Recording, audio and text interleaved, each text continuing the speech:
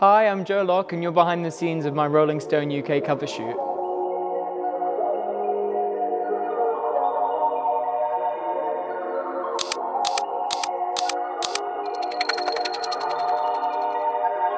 I play Teen, which is actually his name. I think I've said it before and people thought it's just a code name, which, no, but that's actually what he is called by all the other members of the Coven. There is a mystery there to be solved, but that is actually his name for pretty much the whole show. Agatha and him go on an adventure down the Witch's Road the Witch's Road is like this road. It's actually a road, and at the end you go through trials, and at the end you can get a big prize. And so Agatha and Teen wants Agatha to take him down the road, so they do. I think I counted 8 auditions for Agatha. I did like a normal self-tape, and then another self-tape, and then I think I did another self-tape, and then like 3 or 4 Zoom calls, and then they flew me out to LA for like, I was doing a play in London at the time, so I could go. I literally got off the plane, did the audition, and got back on a plane. But I did a chemistry read with Catherine Hahn, and then I wasn't funny enough in the chemistry read, so they made me do more auditions to make sure that I was right for the part, which was annoying, but good that they, you know, clearly found the right person, I guess. Catherine is the most warm and lovely, like, big sister I could ever have wished for.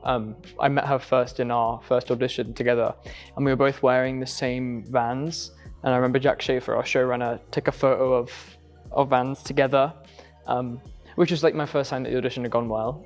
Because if she wouldn't take a picture if it wasn't. But it was just I remember feeling so nervous because I'd flown out to LA. It was still during COVID, so I had to do a COVID test in the room outside before the audition. And I knew I didn't have it, but the fear of getting that far and literally being on the other side of the door, I was like, I've got it. I've got COVID, and I'm gonna get this far, and I have to get turned away and have to fly home. But I didn't, and I walked in, and from the moment I walked in, Catherine, like all my nerves were just like eased because she's just so warm and wonderful. Not looking for right-minded witches, as it happens.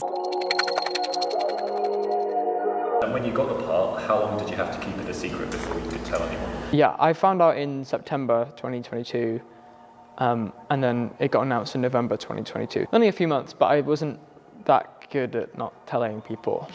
I sort of told all my friends and family within the first day. And then they were like, you can't tell anyone. And I was like, no, I'm not gonna tell anyone.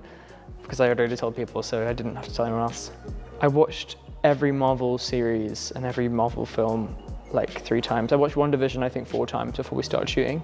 And I watched Marvel do the Assembled series, which is behind the scenes of the shooting, and I watched that. I was so excited to start shooting. I watched the WandaVision one like 4 or 5 times because we were shooting in the same studio with pretty much the same crew. I think I was expecting a lot of blue screen and green screen and faking and pretending stuff, but which I know is mostly the norm for when you're trying to be a superhero and doing stuff like that. But our show was all practical sets. Like we had like full-size houses, and it was amazing. All the special effects were like real fire and real sparks and real water, and it was great. I would love to be able to teleport. I think it would just, I'm quite a late person. I don't ever mean to be. And I'm only always a little bit late, but I'm always like egg the time I have to leave my house until like the last moment, and then I rush. So if I could teleport, that would make my life a lot easier. Ooh, I think Toby Donovan would make, if Elizabeth Olsen ever didn't want to play Wanda anymore, I think he'd be a great Wanda, because he just is. I don't know, he just would be. He'd be great. He's a strong and independent woman.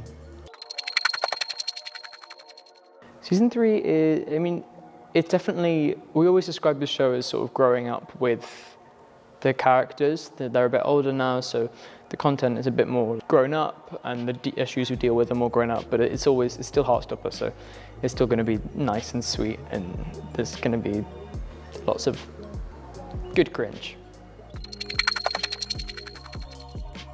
It's always like the days where we have everyone in, when all the friendship group scenes they're always really fun to film, because the days can be quite long and quite exhausting, so it's always nice to have like other people to lean on, and it's just hanging out with my best friends is always great, and you get to call it work.